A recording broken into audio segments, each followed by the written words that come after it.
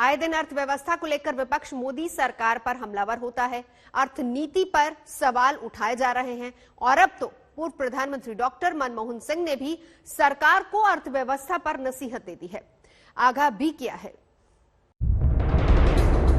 BJP should answer, Narendra Modi should answer why he has destroyed the Indian economy. And we are heading on the highway for an accident. All-round mismanagement by the Modi government has resulted in this slowdown. गिरती विकास दर, कमजोर होता रुपया, बढ़ती बेरोजगारी, चढ़ती महंगाई, तेल की कीमतों में आग। आज की तारीख में भारत की अर्थव्यवस्था को इन्हीं चुनौतियों से दो चार होना पड़ रहा है। कोरोना की मार आर्थिक हालात को और भी गंभीर बना रही है। मोदी सरकार के सामने इससे उबरने का चैलेंज है और इसे लेकर केंद्र को आगाह किया है देश के पूर्व प्रधानमंत्री मनमोहन सिंह ने। 24 जुलाई 1991 को देश में आर्थिक उदारीकरण का रास्ता खुला था, जब तत्कालीन वित्त मंत्री मनमोहन सिंह ने देश को एक ऐतिहासिक बजट दिया था। इसके 30 साल पूरे होने पर मनमोहन सिंह ने अर्थव्यवस्था को लेकर लंबा चौड़ा बयान जारी किया और कहा कि आगे का रास्ता और भी ज्यादा चुनौतीपूर्ण है। कोरोना महामारी ने जो हालात पैदा किए हैं उसने मौजूदा वक्त को मुश्किल बनाया है। अगर देश के तौर पर तब की स्थिति की तुलना आज से की जाए तो आगे का रास्ता उस वक्त की तुलना में ज्यादा चुनौतीपूर्ण है और ऐसे में एक राष्ट्र के तौर पर भारत को अपनी प्राथमिकताओं को फिर से निर्धारित करना होगा। देश की अर्थव्यवस्था को दुनिया के लिए खोलने वाले मनमोहन सिंह ने कोरोना काल में गई नौकरियों पर दुख तो जताया, लेकिन मोदी सरकार को स्वास्थ्य और शिक्षा में पीछे छूटने की याद भी दिलाई। मैं भाग्यशाली हूं कि मैंने कांग्रेस में कई साथियों के साथ मिलकर सुधारों की इस प्रक्रिया में भूमिका निभाई। हालांकि स्वास्थ्य और शिक्षा के सामाजिक क्षेत्र पीछे छूट गए और ये हमारी आर्थिक प्रगति के साथ साथ नहीं चल पाए।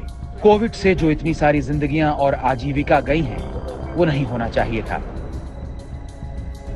मनमोहन सिंह ने बयान आज दिया है, लेकिन आगाह वो कई बार कर चुके हैं। The state of the economy today is deeply worrying. The last quarter's GDP growth rate of 5% signals that we are in the midst of a prolonged slowdown. India has the potential to grow at a much faster rate, but all-round mismanagement by the Modi government has resulted in this slowdown.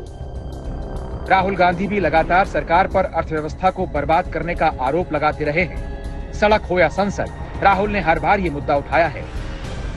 Gabbar Singh tax, Manmohan Singh ji ने कहा, चिदंबरम जी ने उनसे कहा, इसको आप बिना pilot project मत लागू कीजिए, देश का नुकसान हो जाएगा। जो हमने बनाया है पूरे देश ने प्यार से खून पसीने से अर्थव्यवस्था खड़ी की है, नष्ट हो जाएगी। नरेंद्र मोदी कहते नहीं, मैं तो 12 बजे रात को गब्बर सिंह टैक्स लागू करके ही दिखाऊंगा। कर दिया और हुआ क्या? 45 साल से सबसे ज्यादा बेरोजगारी हिंदुस्तान में आज।